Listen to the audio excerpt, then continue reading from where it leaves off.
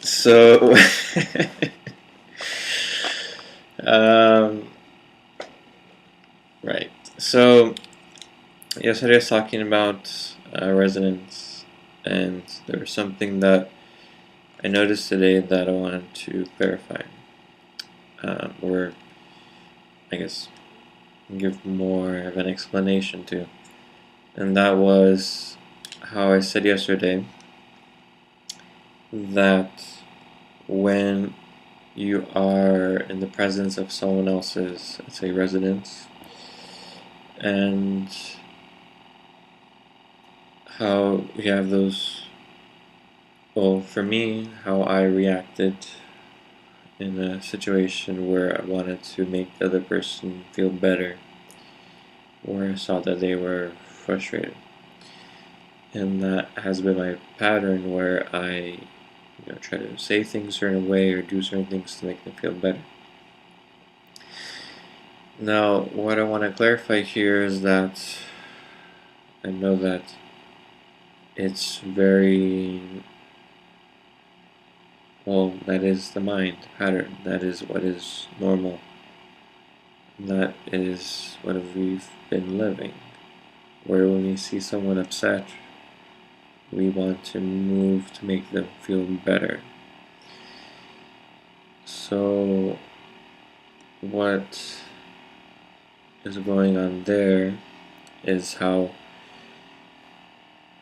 it's like you're playing that role with the other person, and where you accept and allow their frustration, their emotion, their being upset. You accept and allow it, you play the role with it, and they continue to feed that energy of feeling, let's say, frustrated or angry or pity or sad, whatever it may be. And they feed off of that, and then you give them, let's say, comforting, positive stimulation, and they feed off of that energy. And so all they're doing is feeding off of more energy. And that energy substantiates their programs, it validates their programs, it establishes it, it cements it, it supports the program, it reinforces the program. And so the mind program is happy. The resonance got what it was looking for. It got its energy fix, and it's happy. So that needs to stop. Now, the solution is still actually a point of real support, real assisting, supporting the person. However, when you assist and support someone to step out of their, let's say, resonance, their frustration, their emotion, they will respond in one of two ways. And it's kind of like what we've talked about before, where they will, in a way, let's say, accept what you're offering, or they will reject what you're offering. And so they will fight, they will resist, they will attack. And they will even sometimes say directly to you, well, all I wanted was some understanding, some kindness, some niceness. And they will even spite your support, even though how you're presenting support is actually, how are you? It's like, it is supportive. And that is something you cannot control, and that is actually a major point for each person's individual process, where you do not accept and allow yourself to, let's say, take the programmed path, the pre-programmed path, where you will constantly look out to please people, to make them happy, to bring out the positive feelings and validate them and their existence. Now, of course, there's other point that we talked about yesterday, where when you are in the presence of someone else's residence, you will either submit, go along with it, or you will fight and conflict with it. So I know that within you hearing this, within hearing my words, I'm saying your mind is going to be selectively picking out a way for it to continue existing.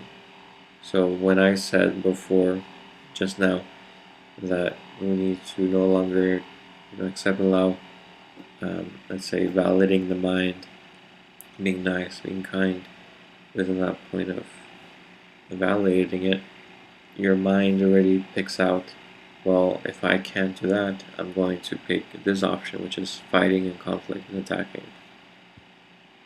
So, and like I discussed yesterday, that's not something you want to do, because that's still the mind. You're still participating within that polarity game, those two choices, A or B.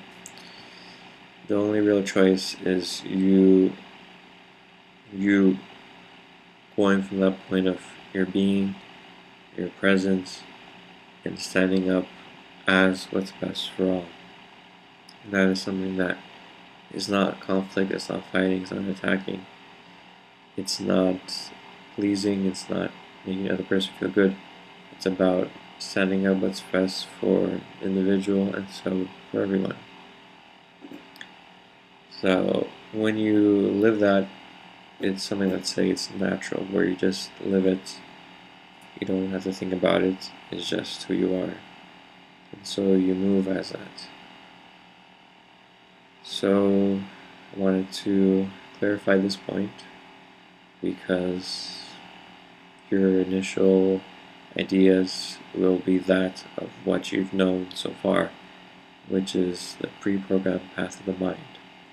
Either to submit to the resonance, you play your role with the resonance that's in your environment, or you will attack, fight, and rebel against it, and still participating as that role.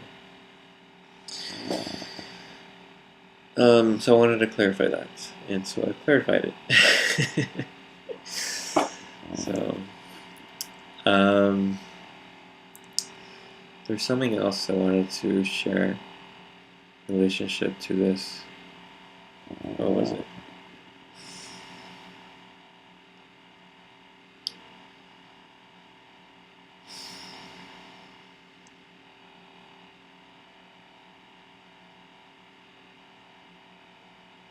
Oh yeah. So I had an experience today. Well, not experience, but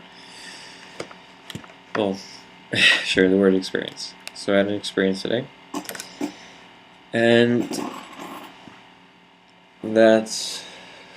also yesterday as well. So yesterday I was observing.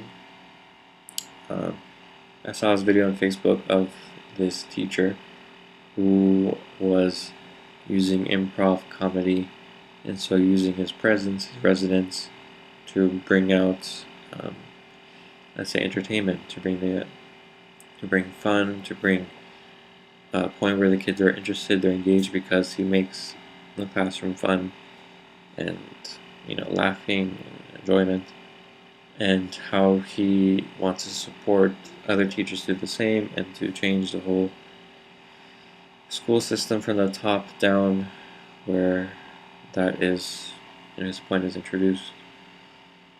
And having looked at resonance, I already now can see how he's being in the classroom is something that is part of his resonance. It's part of who he is. It's there, and that is not something you can teach from a knowledge point of view, where it's not possible for him to get a group of teachers in their 20s, their 30s, 40s, 50s to really take on that point fully like he has. There's obviously room for where they can learn and apply certain tools, though what needs to be understood is that point of resonance, to be aware of that, because that's the level that he's operating within. When he enters a room, it's already him as that word, him living that. And that's his sound. That's what he is. So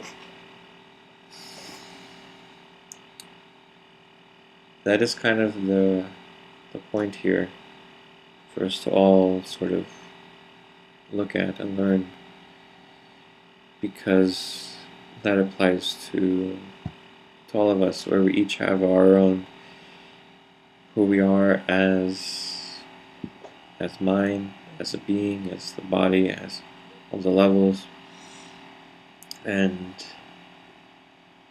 we do not have that level of creativity, of expression, where we can decide who we are in the moment, no matter the situation, no matter the environment. So, yeah. Now what I experienced today was that I had left the house with just being the presence of someone, let's say being yelling and aggressive towards me, and I noticed I did react, where then my resonance was being like a mouse, being like small and like having been attacked. So my voice was like breaking when I was speaking. My throat was choked up. So I left the house like that to go pick up some food. And so when I first left the door, I reminded myself, my resonance, this is what I've been working with. So I have the power, I have the control, I have the opportunity to decide who I am. So as I drove, I was working to the point of, okay, myself here, okay. I have my thoughts of what just happened, I had my emotional experience of what just happened, but here I am, and I'm here to decide who I am. So I'm going to decide to be me, express, and sort of let go of what has happened. And so doing that, I had success, where then I was being me, I was dancing while driving. I was playing with the wind, with my hand outside the window. I was being me, and I know what being me is. So anyway, as I continued, I went to the place. I had to find parking, and I did find like some challenges there, where the parking, found one spot that was very expensive, and I had like emotional reaction, and I was able to, okay, still bring myself back. So it's kind of like, that's kind of how it is, where it's like a constant, you step out of it for a moment, step out of being yourself back, and then you have to step back in again. So it's just like a dance, where you're out of the rhythm of the music. You find the rhythm, but then you get tripped up and you get out of the rhythm, then you have to step back in again. So it's kind of like that. So I stepped back into it, and a little bit later, when I picked up the food, the guy I was picking up the food from, he was within a resonance of like worry, of anxiety, of like, oh no, I'm so sorry because you'd forgotten to put this thing there, and there's a problem with this. And then he went to go check something really quick, and then when he came back, I was like, okay, relax, it's okay, no worries, everything's fine. And then just my resonance of, okay, I see that he was in this emotional state, and I can be that, or be the solution, you could say. And throughout this moment, there was no thinking. I wasn't thinking about it. It was just natural. Just, I see him like this. I just spoke like this, in a way of supporting him. And that's it. And it's just an interaction, and that's all. So, and then also on the way back, while I was driving, I saw these guys who were in the back of this, say, pickup truck. Like a bunch of guys, like 6 guys or 5 guys, who were like probably working somewhere with like in the pickup truck, they're going to work site probably, and I saw them in front of me because I was right behind the truck, and I waved, I said hi, and just started laughing, and one of the guys started laughing, and that's kind of an example there where if I wasn't in, let's say, me moving myself, and it's not like I was thinking about it or doing it purposely, it's just myself, this is who I am. So then he wouldn't respond in that way, I wouldn't respond in that way. It's just a point there where this, for me, it's not about the interaction. This is the point I want to share about that, where this point of resonance, that how there are many people who are, let's say, very I'm busy right now.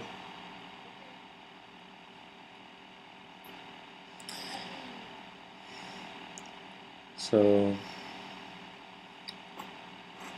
this is the point, that there is this idea of smiling towards people and just being positive and being happy, and in a way you want others to join in that. And what I guess is not really understood fully is this point of resonance, where, like, if you were to take me like 8 years ago, 9 years ago, just out of high school, 18 years old, and he would have told me, okay, all I have to do is smile and be happy and be positive, I mean, I wouldn't have understood what you said, really. And I even had a mother who was always happy, always positive all the time. So I had, let's say, the person in my environment, but I didn't still, let's say, do it naturally, easily as myself. And that is kind of the point here, where to get to the point of being able to decide who you are as adults, as people, we need to actually understand the mind, understand all the levels, layers that I discussed yesterday in my video.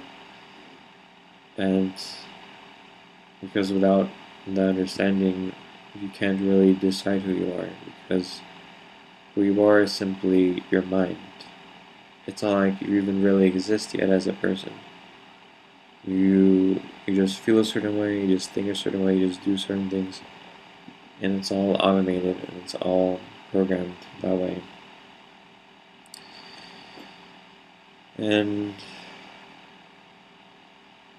now I can, let's say, have a level of control of myself. I haven't mastered this at all, but I do have a level of deciding who I am, where it is really my creation, it's really purely me. So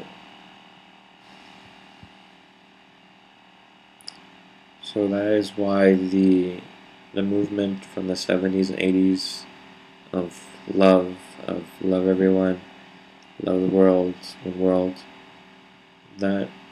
that's why that really didn't succeed in changing the world, because, like I said earlier, today and yesterday's video, that your mind has two options when it confronts the resonance. Your mind will submit and join in, or it will fight.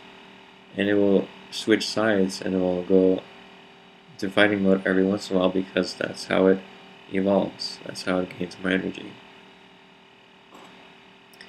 So that is why there were people who heard, let's say, the love movement, the love the world, and the world movement, and they will fight against it, because they're their mind. But also the people who are promoting the love movement, they're also within their minds, and they're also generating energy within promoting the love. and eventually they will switch in one way or another. And the game continues, where one side speaks about love, the other side resists, and this person will get angry, and then they will attack, saying, "You don't love anyone, you're evil." This person like, "Oh, I need to defend myself," and they fight, and then whatever, goes to all sorts of personalities, like one side's guilty, one side's shameful, one side is aggressive, one side's victorious, one side's a loser, and then one side is a rebel, and one side gets overthrown, and one side takes over, and endless cycles of energy, of conflict, of submission, of a winner loser.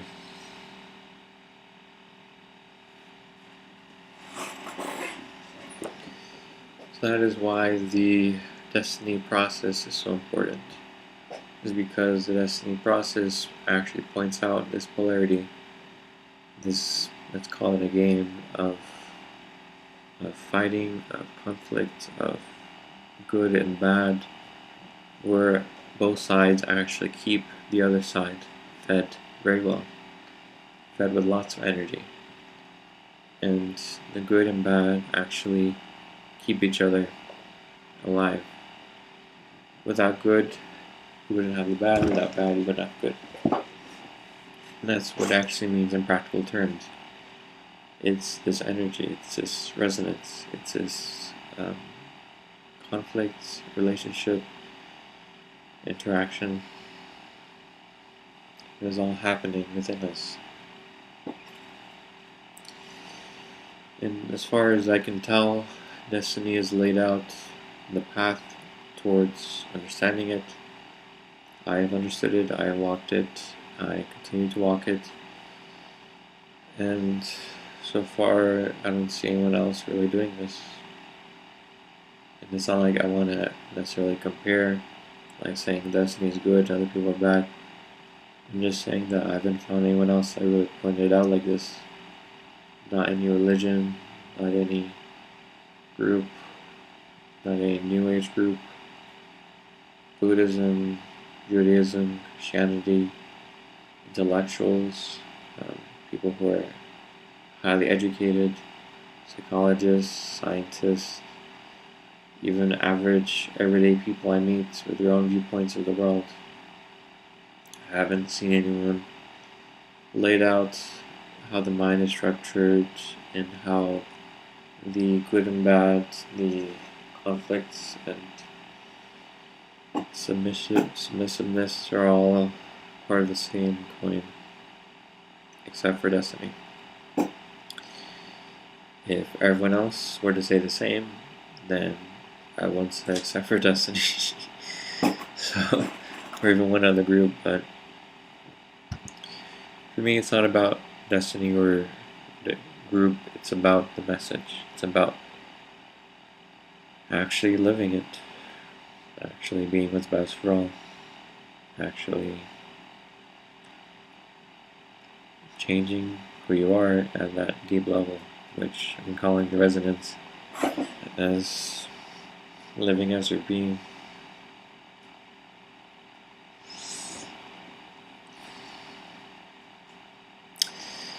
So I know that this video can be way out there, but for me, I'm committed to telling you exactly how it is, how I see it, how I have tested it, because it's possible to understand what I'm saying if you stabilize yourself, if you get physical, if you look for yourself and compare what I'm saying to what you already lived in full detail, and simply look to your life for the evidence you need to understand yourself, your mind, your body, and what your being is really.